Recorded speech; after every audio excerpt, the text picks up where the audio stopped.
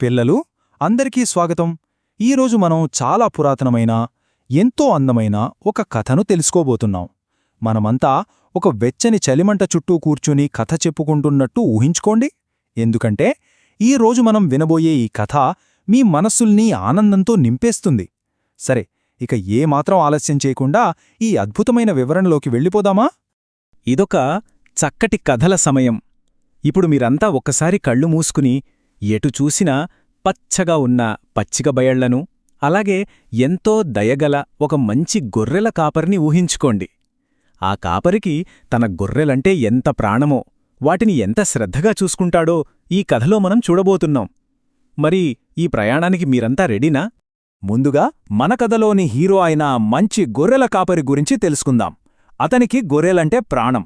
వాటిని కేవలం జంతువుల్లా కాకుండా తన సొంత పిల్లల్లా ఎంతో ప్రేమగా కంటికి రెప్పలా కాపాడుకునేవాళ్లు మన కాపరి. ఆ కాపరికి మొత్తం ఎన్ని గొర్రెలున్నాయో తెలిస్తే మీరు ఖచ్చితంగా ఆశ్చర్యపోతారు. 100. అవును, అక్షరాలా 100 గొర్రెలు. ఇది చాలా పెద్ద సంఖ్య కదా. ఆ 100 గొర్రెలకు రోజూ మంచి ఆహారం, నీరు ఇస్తూ వాటన్నింటినీ ఎంతో ఓపికగా జాగ్రత్తగా చూసుకునేవాడు. అంతా బానే జరుగుతోంది అనుకునేలోపు ఒకరోజు సాయంత్రం ఒక ఊహించని సంఘటన జరిగింది. కాపరి రోజులాగే తన గొర్రెలను లెక్కపెట్టడం మొదలుపెట్టాడు. 1, 2, 3 అలా లెక్కపెడుతూ ఉండగా మందలో ఏదో తేడా ఉన్నట్లు అతనికి అనిపించింది. అయ్యో, ఉండాల్సిన 100 గొర్రెల్లో ఒక గొర్రె తక్కువైంది.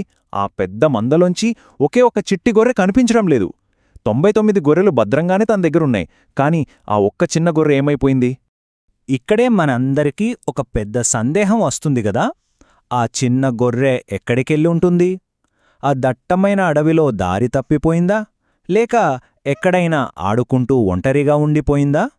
గొర్రెల కాపరి మనసులో కూడా సరిగ్గా అవే భయాలు మొదలయ్యాయి.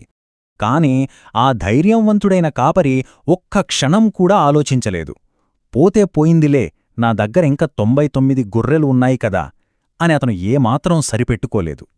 తన చిట్టి గొర్రెను ఎలాగైనా వెతికి తీసుకురావాలని వెంటనే రంగంలోకి దిగాడు. పాపం ఆ కాపరి వెతకని చోటు అంటూ లేదు. మొదట దట్టమైన చీకటిగా ఉన్న అడవుల్లో వెతికాడు. ఆ తర్వాత ఎత్తైన కొండలెక్కాడు. పెద్ద పెద్ద రాళ్ల దగ్గర అణువణువు గాలించాడు. తన చిన్న గొర్రెకోసం ఏమాత్రం అలుపు లేకుండా ఆ అడవెంత వెతికాడు. అలా విశ్రాంతి లేకుండా వెతుకుతూ చివరకు అతడు ఒక భయంకరమైన ప్రదేశానికి చేరుకున్నాడు. అక్కడొక పెద్ద, లోతైన గుంత ఉంది. ఆ ప్రదేశాన్ని చూడగానే ఎవరికైనా భయం వేస్తుంది. మరి అక్కడ మన చిట్టి గొర్రె దొరుకుతుందంటారా? అవును, మీరు ఊహించింది నిజమే. మన చిన్న గొర్రె ఆ లోతైన గుంత దగ్గరే నిలబడి ఉంది. అది దారి తప్పిపోయి మే అంటూ భయంతో వణికిపోతూ ఉంది. కాని దేవుడి దయవల్ల దానికి ఎలాంటి ప్రమాదం జరగలేదు. అది చాలా సురక్షితంగానే ఉంది. దానిని చూడగానే గొర్రెల కాపరికి ప్రాణం లేచివచ్చినంత పనైంది. ఆ గొర్రెను చూడగానే కాపరి మనసు ఆనందంతో నిండిపోయింది.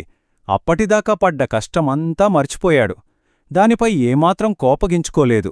ఎంతో ప్రేమగా ఆ చిట్టి గొర్రెను పైకి ఎత్తి అక్కున చేర్చుకున్నాడు. దానికి నడిచే ఓపిక లేదని అర్థం చేసుకుని తన భుజాలపై ఎక్కించుకుని ఎంతో సంతోషంగా ఇంటిదారి పట్టాడు. ఆ గొర్రె దొరికిన సంతోషంలో కాపరి మనసు గాల్లో తేలిపోతోంది. తను చిట్టిగొర్రెను తీసుకుని ఇంటికి చేరుకున్న అతనికి ఆ ఆనందాన్ని తనలో తాను దాచుకోవడం సాధ్యం కాలేదు. ఆ సంతోషాన్ని అందరితో పంచుకోవాలనుకున్నాడు. వెంటనే తన చుట్టుపక్కల ఉన్న స్నేహితులందరినీ, ఇరుగుపురుగువారిని పిలిచాడు.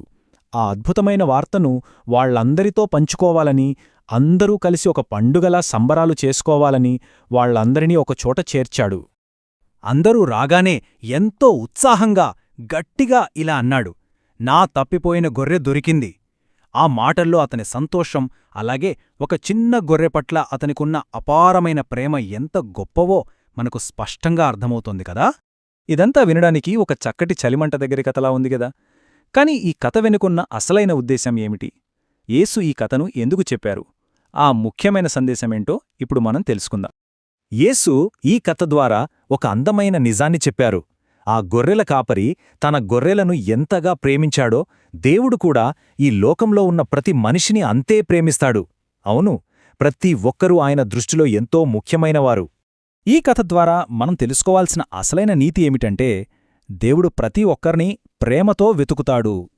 మనం దారి తప్పినా, తప్పులు చేసినా, ఒక కాపరి తన తప్పిపోయిన గొర్రె కోసం ఎంత ఆరాటంగా వెతికాడో దేవుడు కూడా మనల్ని అంతే ప్రేమతో వెతుక్కుంటూ వస్తాడు.